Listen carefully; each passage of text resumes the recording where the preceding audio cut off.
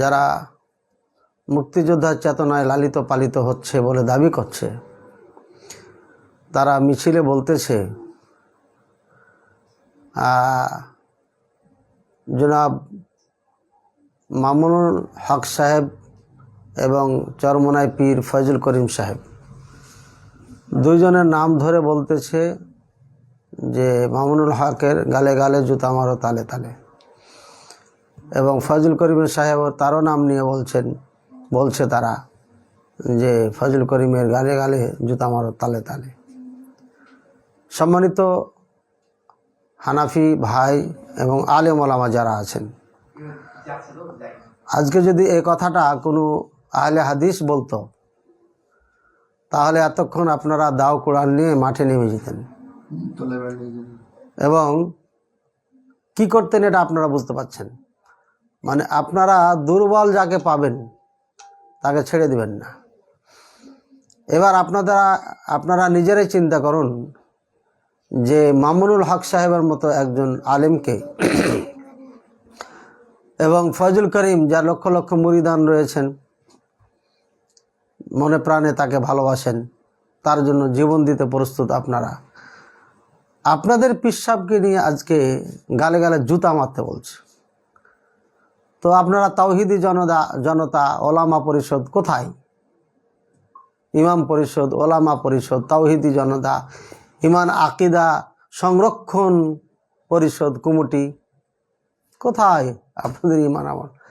বুঝতে পেরেছেন কিছু? আমি কেন লাইভে আসা এই কথাগুলো বলছি? কিছু বুঝতে পারেননি? কারণ আপনারা ইতিহাস থেকে অজ্ঞ। সালফে সালেহিনদের ইতিহাস আপনারা পড়েন নাই, জানেন না। কারণ আমি তো কওমি মাদ্রাসার ফার্স্ট ক্লাস ছাত্র, আমি তো জানি মাদ্রাসাগুলোতে কি পড়ানো হয়। এই মাদ্রাসাগুলোতে পড়ানো হয় শুধুমাত্র আহলে হাদিসের বিরুদ্ধে কিভাবে লড়বে, কিভাবে জোর দেখাবে, ক্ষমতা খাটাবে, এইগুলি শেখানো হয়। আহলে হাদিসের প্রতি যত ধরনের বিদ্বেষ সৃষ্টি করা যায় এই কাজগুলো শেখানো হচ্ছে আপনাদের এই মাদ্রাসাগুলোতে। কওমি মাদ্রাসায় এদিকে সুন্নি দাবিদার, কতিপয় সুন্নি দাবিদার, যারা সুন্নি দাবিদার, নামধারী হানাফি মাযহাব পরিচয় দানকারী যারা, এরাও ওই একই অবস্থা। ওরা বলে সর্বপ্রথম ওয়াহাবি বলতে কওমি ওয়ালাদেরকে বুঝায়, হাটহাজারিপন্থী দেওবন্দীদেরকে বুঝায় ওয়াহাবি ঠেকাও, আর তারপরে আমাদেরকে বুঝায়, আহলে হাদিসদেরকে বুঝায়, দিয়ে তারা ওয়াহাবি বলতে বলতে মুখ দিয়ে ফানা উঠাই দেয়। এবং শুধু তাই না, ওদের মধ্যে এক পাগল আবার বলতেছে কি, বাহাস মোনাজারার জন্য প্রস্তুত আছি, যদি আমার জীবদ্দশায় কেউ না আসে, আমার মরণের পরে কবরে যদি আসে, আমি কবর থেকে উঠে তাদের সাথে মোনাজারা বাহাস করব। দেখেন কত বড় পাগল। এসব পাগলগুলো আল্লাহ জানে কোথায় কোন কারখানায় তৈরি হয়, তাদের শিক্ষকেরা কি শিক্ষা দেয় আল্লাহ ভালো জানেন। তারপরও তার সঙ্গে অগণিত শ্রোতা চিৎকার করে তার সমর্থন যোগাচ্ছে। মানে পাগলের শ্রোতা পাগলই হয়, অজ্ঞর শ্রোতা অজ্ঞরাই হয়, মূর্খদের শ্রোতারা মূর্খরাই হয়। আজকে আপনারা বাংলাদেশে যে শুরু করেছেন, আজকে যদি আপনারা ক্ষমতা আসেন তাহলে আপনারা করবেন কি, ফতোয়া দিয়ে দিয়ে মসজিদ ভাঙবেন, মাদ্রাসা ভাঙবেন, যেভাবে ভাঙছেন এর উপরে ফতোয়া দিয়ে জবাই করা শুরু করবেন মানুষকে। আপনারা ধর্মের নাম দিয়ে এই উগ্রতা, এই সন্ত্রাসীবাদ, এই জঙ্গি কায়দায় দমন নিপীড়ন যে শুরু করেছেন আহলে হাদিসদের ওপরে, তার ফলাফল এবং তার প্রতিদান হিসাবে আজকেই এই আমাদের জীবদ্দশায় এই কয়েক ঘন্টার ব্যবধানে তার উত্তর পেয়ে যাচ্ছেন যে আজকে এরা আলেমদেরকে নিয়ে এত কটু কথা বলতে পারছে। বড় বড় আলেমদের নাম ধরে ধরে, বড় বড় যারা নেতা, যারা ধর্মীয় নেতা, যাদেরকে লক্ষ লক্ষ মানুষ ভালোবাসে, তাদেরকে নাম ধরে ধরে গালে গালে জুতা মারছে। আপনি কি বুঝতে পারছেন না? এটা হচ্ছে কামা তাদিনু তুদান। আহলে হাদিসকে দুর্বল পেয়ে যেমন মসজিদ মাদ্রাসা ভেঙে বেড়াচ্ছেন, গায়ের জোর দেখাচ্ছেন, ঠিক একই কায়দায় আল্লাহ আপনাদেরকে শিক্ষা দেওয়ার জন্য এই ৭১-এর মুক্তিযোদ্ধার চেতনায় যারা লালিত পালিত হচ্ছে বলে দাবি করছে, জানি না তাদের উদ্দেশ্য কি। আমি যেটা মনে করি যে এখানে কিছু ভোলা ভালা মুসলমান আছে, আর বাকি হিন্দু, বৌদ্ধ, খ্রিস্টান, শিয়া, কাদিয়ানি এরা সব আছে এখানে। যার কারণে তারা আপনাদেরকে নিয়ে আমাদেরকে নিয়ে এমন কটু কথা বলতেছে। এখনো বুঝার সময় আছে ভাই, এখনো বুঝার সময় আছে। সালফে সালেহিন সাহাবায়ে কেরাম যে ধর্ম রেখে গেছেন আমাদের জন্য, সেই ধর্মের বাইরে গেলে কখনো সফলতা কামিয়াবি আমাদের আসবে না। কোরআন সুন্নাহ সব সময় ঐক্যের কথা বলেছে, ওয়াতাসিমু বিহাবলিল্লাহি জামিআন ওয়া লা তাফাররাকু। তোমরা কোরআন সুন্নাহকে মজবুত করে ধরো, বিচ্ছিন্ন হয় না। আমরা মাযহাব বানিয়ে বিচ্ছিন্ন হয়েছি। হানাফি মাযহাব, মালিকি মাযহাবকে মেনে নিইনি, কারণ তার প্রমাণ মরক্কোতে কোনো এক সময় হানাফি আর মালিকি এই দুই মাযহাবে আপনার গণ্ডগোল লেগে, মারামারি লেগে 90 জন মানুষকে হত্যা করা হয়েছিল, একজন দুজন না। সুতরাং হানাফি বা মালিকি মাযহাব যারাই বেদাতে নিমজ্জিত হয়েছেন, তারা যে ভয়ঙ্কর মুসলিম জাতির জন্য, তার প্রমাণ হচ্ছে এটা। এবং যারা বেদাতি মাযহাবি দাবিদার, তারা যে ভয়ঙ্কর দেশ ও জাতির জন্য, তার প্রমাণ হচ্ছে আমাদের বাংলাদেশের যারা হানাফি, কথিত হানাফি, তারা। আমি সব হানাফিকে বলছি না, আমি সব হানাফি ভাইদেরকে বলছি না, কারণ হানাফি ভাইদের মধ্যে যারা আসলেই জ্ঞানী মানুষ, তারা এগুলো চায় না। আলেমদের কথা বলছি, সাধারণ মানুষের কথা বলছি না। সাধারণ মানুষ কিচ্ছু বুঝে না, কারণ তাদেরকে যুগ যুগ ধরে আপনারা অজ্ঞ বানিয়ে রেখেছেন। তাদেরকে কোরআন স্পর্শ করতে দেননি, উজু ছাড়া কোরআন পড়া যাবে না, খবরদার অনুবাদ পড়বেন না, হাদিস আপনারা বুঝবেন না, হাদিস পড়িয়েন না। কোরআন হাদিস থেকে বিচ্ছিন্ন করে রেখে তাদেরকে এখানে ইসলাম থেকে আপনারাই মৌলভী সাহেবারাই বিচ্ছিন্ন করেছেন। ঠিক ঠাকুরি কায়দাতে ঠাকুররা যেমন হিন্দুদেরকে মূর্খ বানিয়ে রেখেছে, তাদের গীতা বিভিন্ন কিতাবকে সংস্কৃত ভাষায় লিখে রেখেছে, আর এই ভাষা সবাই শিখতে পারবে না ঠাকুর ছাড়া। সুতরাং ঠিক একই কায়দায় আপনারা ফতোয়া দিয়ে এসেছেন যুগ যুগ ধরে, যে সাধারণ মানুষ তোমরা কোরআন হাদিস বুঝবে না, সুতরাং কোরআন হাদিস তোমরা স্পর্শ করিও না। এই বলে বলে আজকে আপনারা জনগণকে বোকা বানিয়ে দিয়েছেন। সুতরাং জনগণকে যেভাবে আপনারা নাচাচ্ছেন, নাচছে। আজকে ফরিদপুরে যে মসজিদ ভাঙলো, মাওলানা আকরাম আলী সাহেবের নেতৃত্বে তার ছাত্ররা, তার অনুসারীরা, সে এখানে মাথায় পাগড়ি, গায়ে জুব্বা দেখি চুরি করে নিয়ে পালাচ্ছে। ছি নাউজুবিল্লাহ।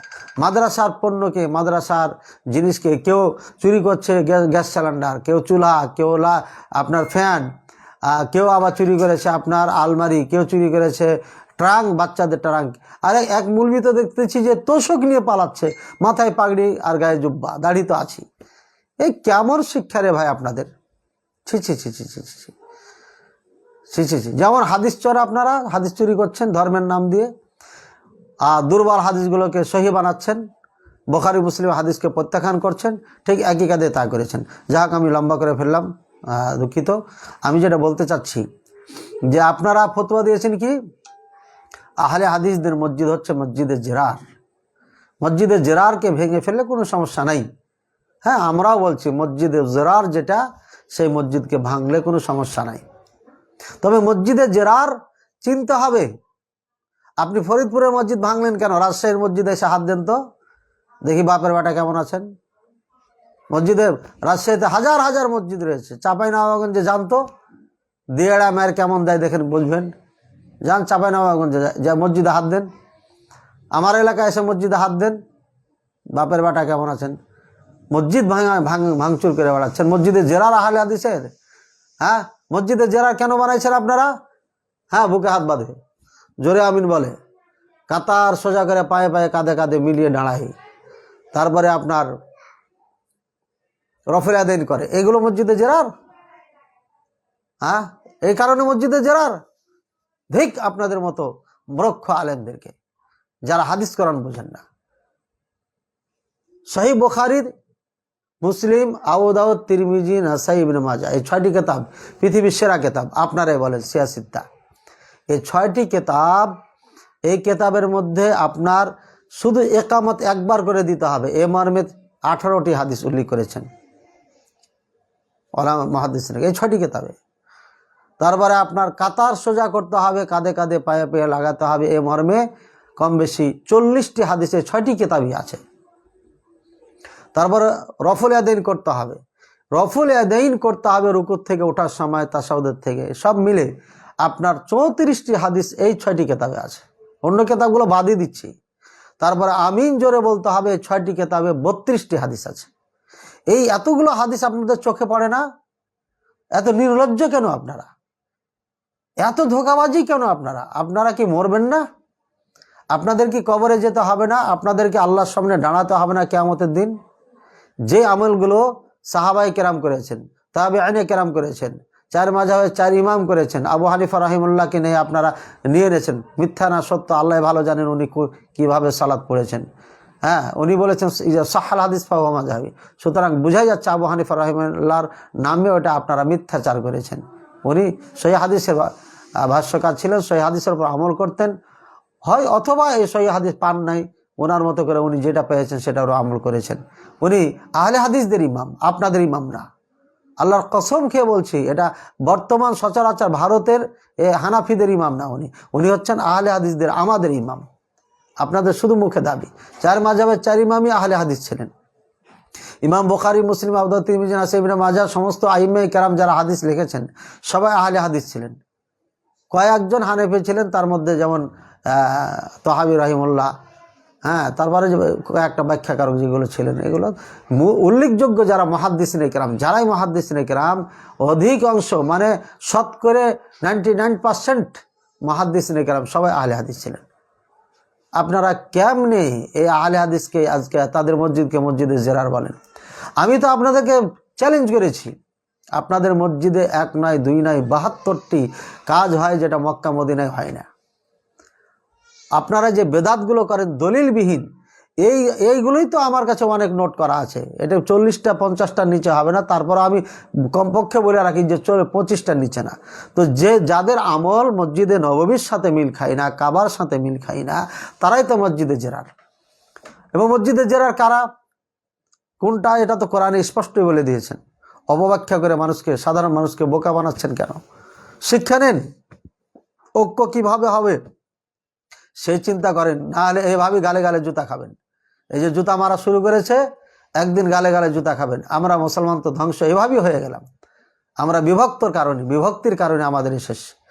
আমাদেরকে মাসলা মাসাইল নিয়ে ঝগড়া লাগিয়ে দিয়েছে ইহুদি খ্রিস্টানরা, আর আমরা শুরু করেছি, বাহ, জয় করে ফেললেন, পৃথিবী জয় হয়ে গেছে আপনাদের হানাফিদের। না, এই ভারত উপমহাদেশে গরম খাটিয়ে জোর খাটিয়ে কি করবেন? গোটা পৃথিবী তো আহলে হাদিসের। মক্কা মদিনা সহ আরবি ভাষায় যারা কথা বলে সব জায়গায় আহলে হাদিসের জয়ের ধ্বনি চলছে, আলহামদুলিল্লাহ। সবাই রফল আদান করে, সবাই আমিন বলে, সবাই বুকে হাত বাঁধে। কেন ইন্টারনেটে দেখেন না বিদেশে যে নামাজগুলো আসতেছে, সালাদগুলো আসতেছে, এই সালাদ সবাই বুকে হাত বাঁধে, সবাই আমিন বলছে। তাদের কোরআন পড়া, তাদের নামাজ পড়া কত সুন্দর। আর আপনাদের নামাজ করে ডুডু ডুডু ডুডু ডুডু ডুডু ডুডু ডুডু ডুডু। কি নামাজ পড়েন আপনারা? নিজেদেরকে তো লজ্জা লাগে আর উচিত। আহলে হাদিসদের সালাত দেখে তো আপনাদের লজ্জিত হওয়া উচিত ছিল, কিন্তু লজ্জিত না হয়ে আরো হিংসা হাসাদে ফেটে পড়ছেন। সূরা মুহাম্মদের শেষ আয়াত পড়েন, লিয়াগিযা বিহিমুল কুফফার। সাহাবায়ে কেরামদেরকে আল্লাহ বাড়াতেন, ধীরে ধীরে বাড়ছে, আরো সুখ শান্তির দিকে চলে যাচ্ছে, দল বাড়তেছে। কেন? কাফেরদের কলিজা ফাটানোর জন্য। আল্লাহ তো বলে দিয়েছেন, পড়েন আয়াতটা, সূরা মুহাম্মাদের শেষের আয়াতটা। সমস্ত দর্শক মণ্ডলী আপনারা পড়ে নেবেন, তাহলে বুঝে নেবেন যে আহলে হাদিসের জয়ের ধ্বনি, আহলে হাদিস যখন ছড়িয়ে ছিটিয়ে যাচ্ছে সব জায়গাতে, তখনই এরা হিংসায় হাসাদে ফেটে পড়ে যাচ্ছে। বগজার ক্রোধকে সামলাইতে না পারে মসজিদে হামলা করেছে। মুখে দাড়ি নিয়ে এই বার্ধক্য বয়সে উপনীত হওয়ার পরে আকরাম আলী এবং তার যারা অনুসারী ছিলেন সেখানে একটা সমাবেশ করেছে মসজিদ ভাঙার পরের দিনই, চোরের মার গলা বলো। সমাবেশ করেছেন নেতাদেরকে নিয়ে সমাবেশ করে সেখানে মসজিদ ভাঙবো, আরও করব, ফরিদপুরের মাটিতে আহলে হাদিসের আস্তানা, এটা করতে দিব না, রাখবো না। আর মাশাআল্লাহ ওখানকার নেতা কর্মীরা তাদের সুরে সুর মিলাইছেন। আল্লাহর ওয়াস্তে আপনারা ভয় করুন। নেতৃত্বের লোভে জনগণকে দেখে আপনারা তাদের সুরে সুর মিলাইছেন। তো এভাবে শান্তি হবে দেশে? যারা মসজিদ ভাঙলো তাদের বিচার না করে, হ্যাঁ, নেতার মুখ দিয়ে কেমনে বের হলো যে এখানে কমই এক ছাত্রকে তারা মেরেছে, আক্রমণ করেছে, এই জন্য তাদের মসজিদ মাদ্রাসা ভাঙলো। আচ্ছা, আপনি একটা আইনের লোক হয়ে, একটা নেতা হয়ে কেমনে কথা বললেন? আপনি বললেন না কেন যে কমই মাদ্রাসার ছাত্রকে মারলো, তো আপনারা থানায় কেন গেলেন না? এটার কেন কেস করলেন না, মামলা করলেন না? সে অভিযোগ না করে আপনারা কেন মসজিদ মাদ্রাসা ভাঙতে গেলেন? কেন আইনকে হাতে নিয়ে নিলেন? কেন লুটপাট করলেন? এ কথাগুলো কেন বলতে পারলেন না? হ্যাঁ, নেতাজি, আপনারও বিচার হবে কিয়ামতের ময়দানে। হয় তওবা করে আকরাম আলী সহ যারা যারা ওখানে অংশগ্রহণ করেছে, পরের দিন আপনার মিটিং করে আবারও হুমকি হামকি দিয়েছে। সুতরাং এই সবাই এখানে জড়িত। এদের যদি বিচার না হয় তাহলে কিয়ামতের দিন আপনাদের বিচার হবে, এবং দুনিয়াতে হবে, আখিরাতে হবে। আমি আল্লাহর কাছে দোয়া করছি, আল্লাহ এই কথিত হানাফি যারা দাবিদার হানাফি, আহলে হাদিসকে মসজিদে যেতে দিচ্ছে না, তাদের মসজিদে সালাত পড়তে দিচ্ছে না, তাদের মাদ্রাসায় পড়তে দিচ্ছে না, এরপরে যদি যারা মসজিদ বানাচ্ছে সেই মসজিদ মাদ্রাসা হামলা করছে, ভেঙে দিচ্ছে, আল্লাহ তুমি এদের বিচার করো। দুনিয়াতে করো, আখিরাতে করো। দুনিয়াতে করো আল্লাহ, তুমি আখিরাতে করো। আল্লাহ তুমি আমাদের এই দোয়াকে বৃথা যেতে দিও না, তুমি কবুল করে নাও। আল্লাহুম্মা আমিন বলেন। সমস্ত দর্শক ভাইয়েরা আল্লাহুম্মা আমিন বলেন। হানাফি ভাইয়েরা আপনারাও আমিন বলেন। সৎ সাহস থাকলে আল্লাহুম্মা আমিন বলেন, যে আল্লাহ সত্যিকারী আহলে হাদিসের মসজিদ যদি সত্যিকারী কোরআন সুন্নাহ ভিত্তিক মসজিদ হয়ে থাকে, তাহলে পারে যারা ভেঙেছে আল্লাহ তাদের বিচার করো, তাদের শাস্তি দাও দুনিয়াতে আখিরাতে। আর যদি কোরআন সুন্নাহ ভিত্তিক না হয় তাহলে পারে আহলে হাদিসদের বিচার করো। এই দোয়া করেন। এবার মসজিদে জেরার যে ফতোয়া দিয়েছেন, এই অজ্ঞতার ফতোয়া, এই মূর্খতার ফতোয়া যারা ফেসবুকে লিখেছেন, লুৎফারান ফারাইজির একটা স্ট্যাটাস দেখলাম যে সে একটা আয়াত উল্লেখ করে এই মসজিদে জেরার বলে ফতোয়া দিয়েছে। আরে ফারাইজি, কতদিন আর জাহেল থাকবে তুমি? তোমাকে বলেছিলাম তুমি লেখাপড়া করো, এখনো লেখাপড়া করোনি তুমি? এখনো লেখাপড়া তোমার করা হয় নাই? আমার মাদ্রাসায় ভর্তি হও জানুয়ারির থেকে, তোমাকে ইসলাম শিখাই দিই। ইসলাম কাকে বলে শিখা যাবে, অনেক উপকার হবে, দুনিয়া হবে তোমার, আখেরাতে হবে। কারণ এই কোরআন সুন্নাহর মধ্যেই দুনিয়া আখেরাতে শান্তি রয়েছে। আর যদি তুমি এভাবে জীবন কাটাও তাহলে দুনিয়াও যাবে, আখেরাতেও যাবে। ও বলেছে কি, والذين اتخذوا مسجدا ضرارا وكفرا وتفريقا بين المؤمنين وإرصادا لمن حارب الله ورسوله من قبل ولا يحلفن إن أردنا إلا الحسنى والله يشهد إنهم لكاذبون। এই আয়াত সূরা তাওবার 107 নম্বর আয়াত। দর্শক মণ্ডলী, আপনার এই আয়াতটা ঘরে বসে বসে পড়বেন, আর আহলে হাদিসের মসজিদের সাথে মিলাবেন, হানাফি ভাইদের মসজিদের সাথে মিলাবেন। এই আয়াতের মধ্যে বলছেন আল্লাহ পাক রব্বুল আলামিন, ওই সমস্ত মানুষ যারা মসজিদ বানায় দরারান, ক্ষতি করার জন্য, মুসলিমদের ক্ষতি করার জন্য। বলেন তো, আহলে হাদিস মুসলিমদের ক্ষতি করার জন্য মসজিদ বানিয়েছে, না কোরআন সুন্নাহ ভিত্তিক আমল করার জন্য বানিয়েছে? অবশ্যই ইনসাফের সাথে আপনারা বুকে হাত দিয়ে ঘুমানোর সময় অন্ধকার রুমে ভাববেন এ কথাটা, যে আসলে কি এরা মুমিনদের ক্ষতি করার জন্য মসজিদ মাদ্রাসা বানিয়েছে, নাকি সত্যিকারী কোরআন সুন্নাহ ভিত্তিক জীবনযাপন করা, চালানোর জন্য মসজিদ মাদ্রাসা বানিয়েছে? যদি কোরআন সুন্নাহ ভিত্তিক হয় তাহলে আল্লাহর হস্তে এ পথ থেকে দূরে সরণ, আল্লাহর হস্তে ঐক্যবদ্ধ হন, মহাব্বত ভালোবাসা সৃষ্টি করুন। অকুফরান, এবং তারা কুফরি, কাফের, মানে কাফের তারা, আল্লাহ রসুলকে অস্বীকারী তারা। যদি অস্বীকারী হয় এবং মুমিনের ক্ষতি করার জন্য মসজিদ তৈরি করে, তাহলে মসজিদের যারা দুটা শর্ত বললাম, 1 নম্বর মুমিনদের ক্ষতি করার জন্য, 2 নম্বর যারা করবে এটা তারা কাফের হতে হবে। কোনো বাপের বেটার ক্ষমতা আছে আহলে হাদিসকে কাফের বলবে? যদি তোমার বুকে সাহস থাকলে আমার সব মুখামুখি হও, কোরআন হাদিস নিয়ে আসো, দেখিয়ে দিচ্ছে তুমি মুমিন না আমি মুমিন, বুঝাই দেবো ইনশাআল্লাহ। তারপরে বলছে কি, তাফরিকাম বাইনাল মুমিনিন, মুমিনদের মাঝে বিচ্ছিন্ন করার জন্য, ফাটাল সৃষ্টি করার জন্য এই মসজিদ তৈরি করে। আহলে হাদিস কখনো ফাটাল সৃষ্টি করার জন্য মসজিদ নির্মাণ করে নাই। যুগ যুগ ধরে একই মসজিদে আহলে হাদিস হানাফি একসাথে মিলে সালাত পড়ে এসেছে। কিন্তু এই কথিত নামধারী হানাফি কিছু অজ্ঞ মৌলবীদের কারণে আজকে যখন মসজিদে সালাত পড়তে দিচ্ছে না, তখন আজ মসজিদ বাধ্য হয়ে বানাতে হচ্ছে। আজকেই এই লাইভে আসার কিছুক্ষণ আগে এক ভাই চাঁদপুর থেকে ফোন দিয়েছেন, উনি আমিন বলে জোরে বুকে হাত বাঁধে রফল আদায় করে, এই জন্য তাকে মসজিদে নিষেধ করেছে। 10 বছর থেকে এইভাবে সালাত পড়ে আসছে, আর এখন তাকে নিষেধ করেছে মসজিদে আপনি আসবেন না। তো আমাকে বলছে কি করব আমি, সালাত কোথায় পড়বো? আশেপাশে কোনো মসজিদ নেই, একের বাড়ির পাশে মসজিদ, বাড়ির পাশের মসজিদ, আপনার নিজের ভাই, আপনার নিজের আত্মীয়, তাকে আপনি মসজিদে ঢুকতে দিচ্ছেন না শুধু এই আমলগুলোর জন্য। অথচ কুতুবে সিত্তা 6টি কেতাব, পৃথিবীর সব থেকে সেরা কেতাবে কত জায়গাতে আছে আমি বলে দিলাম। মক্কা মদিনা সহ গোটা ওয়ার্ল্ডে আমল চলছে। শুধু চলে না আপনার দেওবন্দি আর ব্রিলি, এই 2 গ্রুপের মসজিদগুলোতে, যারা কথিত হানাফি বলে দাবি করছেন। জি না, হানাফি না আপনারা। আপনারা ভুল ভুল চিন্তা ভাবনা আপনাদের। এ হলো তৃতীয় নম্বর কারণ যে মুমিনদের মধ্যে ফাটা সৃষ্টি করে। কখনো আহলে হাদিস ফাটা সৃষ্টি করে নাই। মঞ্চ মসজিদে নববী কাবার যে সালাত নবী করিম সাল্লাল্লাহু আলাইহি ওয়াসাল্লাম যে দিন রেখে গেছেন মসজিদে নববীতে মদিনাতে, সেই দিন সেই সালাত আমরা আপনাদেরকে বলছি। যে ভাইরা পাচ্ছেন আমল করছে তাদের আমল করতে দেন, যারা পারেন না বলেন যে আমি পাচ্ছি না, দুঃখিত এভাবে বলেন। ওয়াইরশাদ আল্লিমান হারাবাল্লাহ ওয়া রাসূলুহু মিন ক্বাবল, এর আগে যারা নবী সাল্লাল্লাহু আলাইহি ওয়াসাল্লামের সাথে আল্লাহ রসুলের সাথে বিদ্যারাচরণ করেছে, যুদ্ধ করেছে, এমন কোনো দলের অপেক্ষার জন্য ওই মসজিদ বানিয়েছে। হ্যাঁ, কারণ নবী সাল্লাল্লাহু আলাইহি ওয়াসাল্লামের সাথে যুদ্ধ করবে একটা দল, তারা খবর দিয়েছে একটা মসজিদ তৈরি করো, ওখানে আমরা আশ্রয় নেব। তাই এই মসজিদ তৈরি করা হয়েছিল যারা আল্লাহ রসুলের বিপক্ষে যুদ্ধ আগে থেকেই করতো, ওদের জন্য এটা বানানো হয়েছিল। আহলে হাদিস এমন কিছু কোনো মসজিদ তৈরি করে নাই যে হ্যাঁ নাকি আল্লাহ রসুলের কোরআন সুন্নাহর বিপক্ষে যুদ্ধ করত, তারা আসবে, তাদের জন্য এই মসজিদ নির্মাণ করা হয়েছে। কোথাও নাই। কোটি কোটি মসজিদ আহলে হাদিসের আছে আলহামদুলিল্লাহ। কি কোন লজ্জায় মসজিদে জেরার বলেন আপনি? হ্যাঁ, তারপরে আল্লাহ বলছেন ওয়ালা ইয়াহলিফুন্না ইন আরাদনা ইল্লাল হুসনা, তারা কিন্তু কসম খাবে যে আমরা ভালোর জন্য করেছি, এছাড়া কিছু করিনি। তাদের এই কসম সত্য নয়। আল্লাহ ইয়াশহাদু ইন্নাহুম লাকাযিবুন, আল্লাহ সাক্ষী দিচ্ছেন নিজে, নিশ্চয় তারা মিথ্যুক। ভাইয়েরা আমার, আহলে হাদিসরা কোনো আলেম আলহামদুলিল্লাহ কোনো মিথ্যা কথা আজও বলেনি।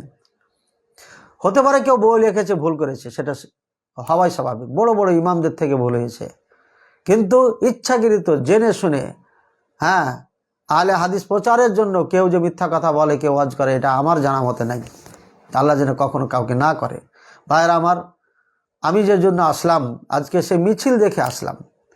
সেই মিছিলের মধ্যে যেভাবে আলেম ওলামাদেরকে গালে গালে জুতা মারার কথা বলা হচ্ছে, এটা কোনো আহলে হাদিস আলেমদেরকে বলা হয় নাই, আপনাদেরকে বলা হয়েছে।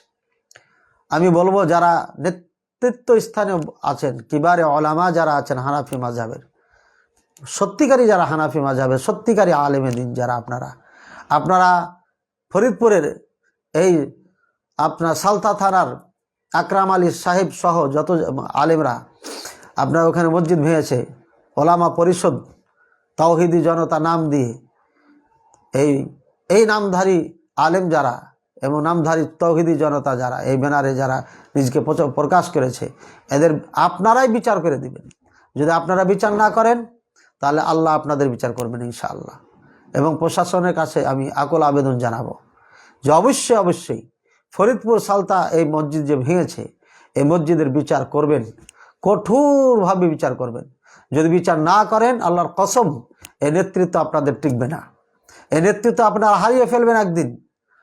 আর ফরিদপুরের মাটিতে যারা এই মসজিদের বিপক্ষে, এই মসজিদের মুসাল্লিদের বিপক্ষে আপনারা বক্তব্য দিয়েছেন, নেতৃত্ব টিকার জন্য দিয়েছেন, আল্লাহর জন্য দেননি। আল্লাহর কসম খেয়ে বলছি আপনার খানদানে নেতৃত্ব থাকবে না যদি আপনারা বিচার না করেন।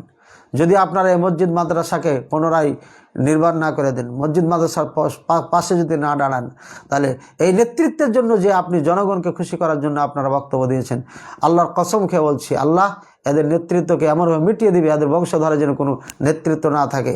যেমন নবী সাল্লাল্লাহু আলাইহি সাল্লামের চিঠিকে কাইসার পারস্য দেশের এই বাদশা তহিন করেছিল, ছিঁড়ে ফেলেছিল, বেইজ্জতি করেছিল, যার কারণে আল্লাহ পাক রব্বুল আলামিন এই পারস্য দেশের সেই বাদশার কোনো খানদানে বংশে আজও কোনো নেতৃত্ব নাই। কিন্তু রোম দেশের বাদশা আল্লাহ রসুল সাল্লাল্লাহু আলাইহি সাল্লামের চিঠির মর্যাদা করেছিল, সম্মান করেছিল, যদিও মেনে নাই কিন্তু সম্মান করেছিল, অসম্মানই করে নাই। যার কারণে আজও সেই ইটালিতে, ইউরোপে তাদের নেতৃত্ব চলছে, তাদের বংশধর এখনও আছে, নেতৃত্ব দিচ্ছে। সুতরাং যারা আল্লাহ রসুলের সাথে গাদ্দারি করেছে, আল্লাহর ঘরের সাথে যারা গাদ্দারি করেছে, যারা গাদ্দারদের পক্ষ নিয়েছে, আল্লাহর কসম খেয়ে বলছি তাদের নেতৃত্ব হারাবে যদি নেতৃত্বের জন্য এগুলো করে থাকে, যে কোনো স্বার্থে করে থাকে, তাদের সে স্বার্থ একদিন শেষ হয়ে যাবে, খানদানে কোনো দিন এগুলো থাকবে না ইনশাআল্লাহ। ফরিদপুরের আকরাম আলী সাহেব আপনাকে বলছি, ফরিদপুরের ওলামাকে বলছি, আপনাদের কি শিক্ষা হয় নাই? ফরিদপুর গির্দাতে মুনাজারা বাহাস করে আপনারা মসজিদ নিতে বলেছিলেন, আলহামদুলিল্লাহ সে মসজিদ আমরা নিয়েছি, মুনাজারা বাহাস করে পরাজিত হয়েছেন। আপনাদের কি মনে নাই? কেন আপনারা বারবার এভাবে অন্যায় করে যাচ্ছেন? যা হোক, মসজিদে জেরার আহলে হাদিসের মসজিদ নয়, মসজিদে জেরার যদি হয়ে থাকে আপনাদের মসজিদ হবে, কারণ আপনারা মুসলমানদেরকে মারার জন্য মসজিদে মিটিং মিছিল করছেন, মসজিদে খুতবা দিচ্ছেন, মুসলমানদেরকে আপনার ক্ষতিগ্রস্ত করার জন্য আপনারা খুতবা দিচ্ছেন, মুসলমানদেরকে আপনারা দুই ভাগ করে দিচ্ছেন, যাও এই মসজিদে সালাত পড়তে পারবে না। আরে ভাই, মাসলা মাসাইলের পার্থক্যের কারণে মসজিদ পৃথক হয়, কিন্তু আপনারা করাচ্ছেন বাধ্য করে। আপনারা তো অপেক্ষাই করছেন আহলে হাদিসকে ধ্বংস করব কখন, কিভাবে শেষ করব।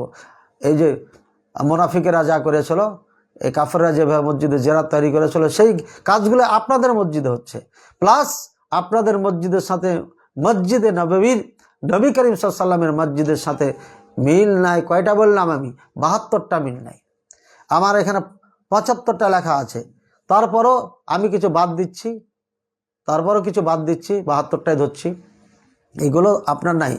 দলিলবিহীন আমলের মধ্যে কমপক্ষে 40টা আছে, তারপরে 25টা বলছি যেগুলো মসজিদে নববীতে নাই, সেগুলো আপনারা করছেন দলিল ছাড়া। এই জন্য আপনাদের জন্য আমরা দোয়া করছি, এখনও সময় আছে, আপনারা তওবা করুন, আল্লাহর কাছে ফিরে আসুন, মুসলমান ভাই যারা তাদেরকে ভাই হিসাবে গ্রহণ করুন, এবং আহলে হাদিস সম্পর্কে লেখাপড়া করুন। আহলে হাদিস কী চাই, কেন চাই, কেমনে চাই, কী চাই, এদের কেউ কোত্থেকে আসলো, এগুলো গবেষণা করুন, চিন্তা করুন, তাহলে পাবেন ইনশাআল্লাহ। আহলে হাদিস কোনো নতুন দল নয়, আহলে হাদিস সাহাবায়ে কেরামদের দল আজও চলে আসছে।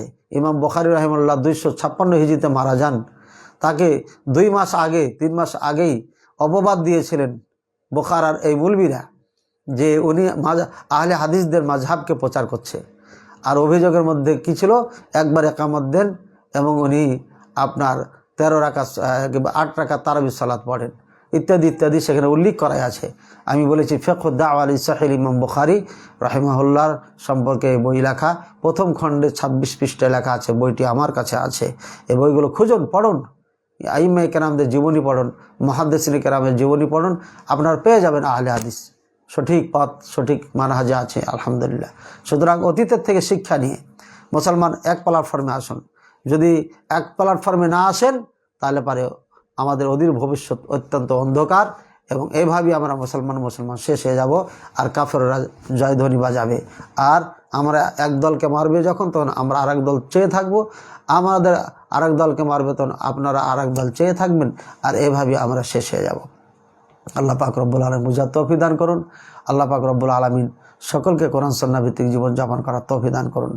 ভাইয়ারা আমার, আল্লাহ পাক রব্বুল আলামিনের কাছে আমরা দোয়া করছি, এবং আমরা আসলে চাই না, তবে আমাদের কারোর প্রতি আক্ষেপ বা রাগ নাই, হিংসা নাই, হাসাদ নাই, কিচ্ছু নাই, আলহামদুলিল্লাহ, আল্লাহ সাক্ষী আছেন। আমরা শুধু বলতে চাই, যারা সহি আকিদা আলেম যারা দাবি করছেন, অবশ্যই আপনারা মানহাজকে স্পষ্ট করেন, কখনো এদিকে কখনো এদিকে কখনো এদিকে, এভাবে করুন না। আর এমন কথা বলবেন না যেটা দ্বারা আহলে হাদিসদের ক্ষতিগ্রস্ত হয়। এমনিতে জুলুম অত্যাচার চলছে আহলে হাদিসের উপরে, আর ঠিক আপনারাও উঠে পড়ে লেগেছেন আহলে হাদিসের বিপক্ষে, সবাই। সুতরাং আল্লাহ পাক রব্বুল আলামিনকে সাক্ষী রেখে আখেরাতের কথা স্মরণ করে কোরআন সুন্নাহ ভিত্তিক সবকে দাওয়াত দেন, স্বার্থের দিকে দেখেন না। ইসলাম কায়েম করার যে পথ পদ্ধতি সেটা গ্রহণ করুন, নিজের মতো করে তৈরি করা পথ পদ্ধতিতে মানুষকে ডেকেন না, এটাই অনুরোধ করব। আল্লাহ পাক রব্বুল আলামিনের কাছে দোয়া করি যে আমরা এক প্ল্যাটফর্মে কীভাবে আসতে পারি, কেমন আসতে পারি, এবং কিভাবে আমরা এক প্ল্যাটফর্মে আসবো, সেজন্য প্রত্যেকেই আমরা এগিয়ে আসি এবং আমরা মিলেমিশে কাজ করি, এটাই আমাদের কাম্য এবং দোয়া করি, সবাই চাই। আমি আহমদুল্লাহ ভাইয়ের সম্পর্কে কিছু কথা বলাতে হয়তো অনেক ভাই কষ্ট পেয়েছেন, আমি এর জন্য দুঃখিত। তো ওনার থেকে আমরা এরকম কমেন্টস আশা করিনি। আমি জাস্ট কমেন্টের ওপর ওনার কথা বলেছি, যেটা আমার চোখের সামনে এসেছে, যে আহলে হাদিস নামকরণ করা এটা বিভেদ সৃষ্টি করছেন এবং বিভেদ সৃষ্টিকারীকেও ভালোবাসেন না। এই কমেন্টের জন্য আমি কিছু কথা বলেছি।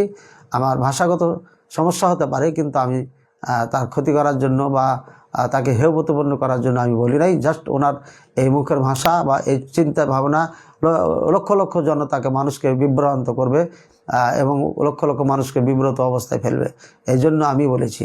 সুতরাং যদি সত্যিকারে আপনি দাঈ আল্লাহ হন, তাহলে আহলে হাদিসদের মানহাজ সালফে সালেহিনদের মানহাজ। সুতরাং এর বিপক্ষে কথা বলা মানে সালফে সালেহিনদের বিপক্ষে কথা বলা। এভাবে কখনো অ্যাটাক করে কমেন্ট বা স্ট্যাটাস বা কিছু দিবেন, এটা আমরা কামনা করি না। আমাদের যদি ভুল ত্রুটি থাকে আপনারা জানান, আমাদের কোনো সমস্যা নেই। যে সম্মানিত দিনী ভাই একজন বলেছেন আমাকে যে শেখ আপনি আহমদুল্লাহ সাহেবকে মুনাফিক বলেছেন, আপনাকে খুব ভালোবাসি, কেউ যদি আপনার বিরুদ্ধে কথা বলে সহ্য হয় না। জাযাকুমুল্লাহ খায়রান, বারাকাল্লাহু ফিকুম। আল্লাহর জন্য ভালোবাসা হলে অবশ্যই এই ভালোবাসা আমাদেরকে অনেক কিছু দিবেন দুনিয়া আখিরাতে আল্লাহ পাক রব্বুল আলামিন ইনশাআল্লাহ। আসলেই আমি হয়তো সেখানে ডাইরেক্ট ওনাকে মুনাফিক বলেছি এটা না, বরঞ্চ মুনাফিকই চরিত্রগুলো দেখা যাচ্ছে, এটাই বলা হয়েছে। আর এই চরিত্র যার মধ্যে থাকে তাকে মুনাফিক বলা যায়। যেহেতু একটা মসজিদ মাদ্রাসা ভাঙা হচ্ছে আর সেখানে বলছে বিভেদ সৃষ্টি করছে মসজিদের নাম রেখে, এই জন্য অবশ্যই এটা বলবো যে আমাদের সাথে থেকে আমাদের রঙে রঙিন হয়ে আপনি কথা বলছেন, এটা অবশ্যই সহ্য করার কথা নয়। এজন্য আমি সেই মন্তব্য করতে বাধ্য হয়েছি। তো যা হোক, আমি আমার এই মন্তব্যের দ্বারা যদি কেউ কষ্ট পান আমি সেজন্য দুঃখিত। আমার এখানে করার কিছু নাই। আমি আল্লাহর জন্য বলেছি, দিনের জন্য বলেছি, আমি নিজের স্বার্থের জন্য বলি নাই। এজন্য এখানে আমার করার কিছু নাই। আল্লাহর কাছে আমি আমার ভুলের জন্য ক্ষমা চাবো। আল্লাহর কাছে যদি ভুল করে থাকি আপনারা জানাবেন আমাকে, আমি সেটা ইনশাআল্লাহ সংশোধন করার চেষ্টা করব। আর যদি আমি সত্য বলি, সঠিকের উপর থাকি, তাহলে অবশ্যই আপনারা সেটা গ্রহণ করবেন এবং সেটা পালন করার চেষ্টা করবেন। আমরা কাউরি বিপক্ষে কথা বলতে চাই না, কিন্তু বাংলাদেশের মাটিতে এসে অবস্থার উপরে আমাদের কথাবার্তা একটু এদিক ওদিক চলে যাচ্ছে। কিন্তু মদিনা বিশ্ববিদ্যালয়ে আমাদেরকে এটা শেখানো হয়নি। মদিনা বিশ্ববিদ্যালয়ে শিখেছে তোমরা দাওয়াত দিবে, তোমরা কোরআন সুন্নাহর দিকে ডাকবে, এমনভাবে যেমনভাবে সাহাবায়ে কেরাম রেখেছেন। নবী করিম সাল্লাল্লাহু আলাইহি ওয়াসাল্লাম মডেল, তাকে সামনে রেখে তার আদর্শকে সামনে রেখে রাখবে। কিন্তু আমরা সত্যিকারই কখনো এই দেশের আবহাওয়ার কারণে, প্রেক্ষাপটের কারণে সে আদর্শ থেকে মাঝে মাঝে হয়তো ভাষাগতভাবে আমরা বিচ্ছিন্ন হয়ে যাই। কারণ যার দ্বারাই ক্ষতি হয় তার নাম না নিয়ে তখন পারা যায় না। যেহেতু আমাদের এখানে যে সমস্ত মানুষগুলো ক্ষতি করে তাদের বাধ্য হয়ে তাদের নামগুলো নিতে হয়। এবং শেখ মতিউর রহমান হাফিজাহুল্লাহ, ওনার যে অক্লান্ত পরিশ্রমের মাধ্যমে আজকে লক্ষ লক্ষ মানুষ যে সঠিক দিন পেয়েছেন, উনি কিন্তু বারবার এগুলো থেকে সতর্ক করেছেন যে যারা মানহাজ লুকিয়ে রাখে, নিজে স্পষ্ট করে না, তাদের থেকে সাবধান থাকবেন। তো আমরা স্পষ্ট ভাষায় বলবো, যারা মানহাজকে গোপন রেখে কাজ করে আমাদের সাথে মিশে আমাদের রঙে রঙিন হয়ে, কিন্তু মানহাজ তার ঠিক না, কি মানহাজ সে স্পষ্ট করছে না। সুতরাং তাদের থেকে আমরা অবশ্যই দূরে থাকব। হঠাৎ করে আপনার সাথে ভালোবাসা মহাব্বত করে আপনাকে তখন একদিন এমন অবস্থায় করে দেবে যে বিচ্ছিন্ন করে ফেলবে আমাদের থেকে। এই জন্য এটা জানেন, আমাদের থেকে মানে কোরআন সুন্নাত থেকে আপনাকে বিচ্ছিন্ন করে অন্য কোনো দলে নিয়ে যাবে, যে আপনাকে গুমরাহ করবে। এই জন্য মহাব্বত ভালোবাসা হওয়ার আগেই আপনাকে দেখে নিতে হবে কোরআন সুন্নাহ ভিত্তিক তার মানহাজ ঠিক আছে কিনা। মানহাজটা অত্যন্ত বড় জিনিস, এটা আমরা জেনে নেব ইনশাআল্লাহ। অনেক বক্তব্য আছে এর উপরে। আল্লাহ পাক রব্বুল আলামিন আমাদের কবুল করুন, গ্রহণ করুন। অনেক লম্বা হয়ে যাওয়ার জন্য দুঃখিত। আপনাদের সবার কল্যাণ কামনা করছি। সবাইকে আল্লাহ যেন ভালো রাখেন, সুখে রাখেন, শান্তিতে রাখেন। আর আমার যে এতিমখানা আছে, মাদ্রাসা আছে, সেটার জন্য আপনারা দোয়া করবেন, আমার জন্য দোয়া করবেন।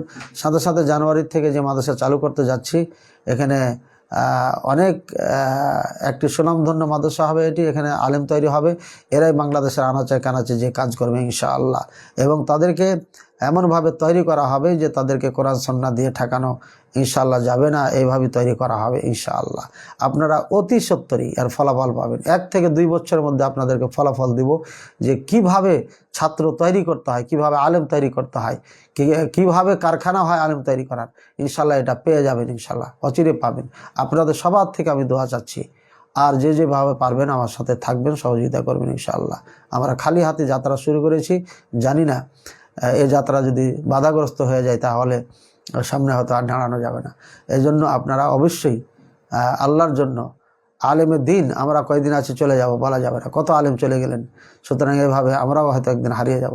সুতরাং আমরা চাই কিছু আলেম তৈরি করে আপনাদেরকে উপহার দিয়ে দিতে। এই জন্য আপনারা প্রত্যেকেই আমাদের পাশে থাকবেন, আমাদের জন্য দোয়া করবেন, আমাদেরকে পরামর্শ দেবেন। আমাদের যেভাবে দাওয়াত দিলে আমরা আরও ভালো করতে পারবো সেগুলো আমাদের পরামর্শ দেবেন, সব ক্ষেত্রেই পরামর্শ দেবেন। অবশ্যই পরামর্শ আপনাদের আমরা কামনা করি। আল্লাহ পাক রব্বুল আলামিন সকলের কাছে আমরা কল্যাণ এবং ভালো জীবন কামনা করে শেষ করছি। আসসালামু আলাইকুম ওয়া রাহমাতুল্লাহি ওয়া বারাকাতুহু।